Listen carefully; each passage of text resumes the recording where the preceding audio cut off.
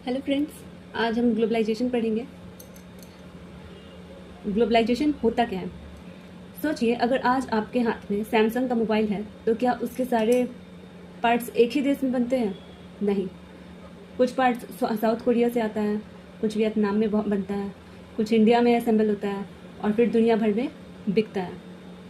इसी प्रोसेस को ग्लोबलाइजेशन कहते हैं।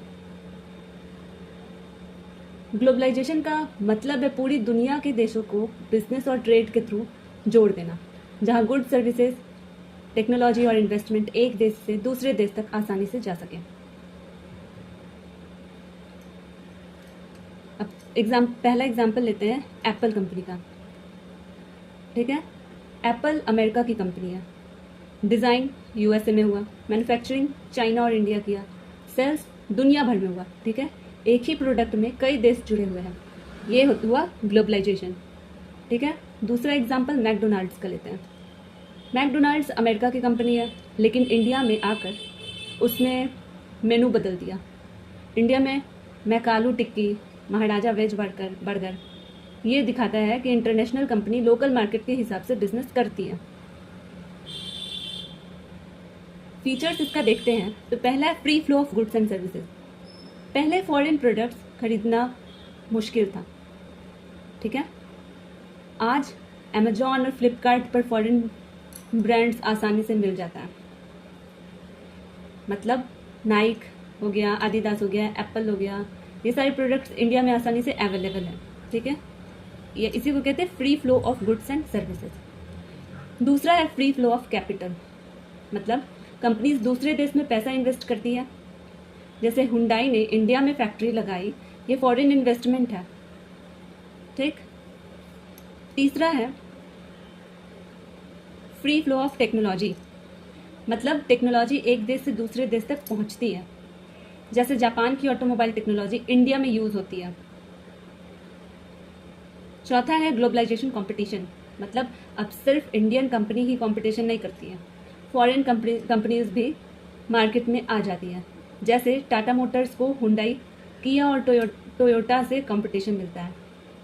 ठीक है, और पांचवा है मेरा पांचवा है लार्ज मार्केट। ठीक है, कंपनी सिर्फ इंडिया में नहीं बल्कि पूरी दुनिया में प्रोडक्ट्स बेच सकती है। जैसे अमूल के प्रोडक्ट्स कई कंट्रीज में एक्सपोर्ट होता है। ठीक है, तो ये हो गया लार्ज मार्केट। अब इसका हम एडवांटेजेस और डिसएडवांटेजेस भी देख लेते हैं। एडवांटेजेस है, पहला, कस्टमर्स को ज़्यादा चॉइसेस मिलता है इसमें। जैसे मोबाइल खरीदना हो तो Samsung, Apple, Xiaomi, one plus सब अवेलेबल है। दूसरा एडवांटेजेस है, कंपनीज को प्रॉफिट बढ़ता है। मतलब कंपनी है तो उसका प्रॉफिट बढ़ता है। एक कंपनी सिर्फ इंडिया नहीं दुनिया भर में प्रोडक्ट्स बेच सकता है। तीसरा है एम्प्लॉयमेंट बढ़ता है। जैसे सैमसंग और हुंडई जैसे फॉरेन कंपनीज इंडिया में लाखों लोगों को जॉब्स देती है। टेक्नोलॉजी इंप्रूव होता है, फॉरेन कंपनीज के आने से नई मशीन्स और टेक्निक्स आती है। अब इसका डिसएडवांटेजेस देख लें। स्मॉल बिजनेसेस को कॉम्पिटिशन मिलता है। मोहल्ले की छोटी दुकान को बड़े इंटरनेशनल ब्रांड से टक्कर लेनी पड़ती है। ठीक है, लोकल कल्चर पर इफेक्ट पड़ सकता है। फॉरेन फूड और फैशन का प्रभाव बढ़ता है। तीसरा है इकोनॉमिक क्राइसिस का इम्पैक्ट दूसरे देशों पर भी पड़ सकता है। अगर एक बड़ी कंपनी में प्रॉब्लम आया तो उसका असर इंटरनेशनल ट्रेड पर भी हो सकता है।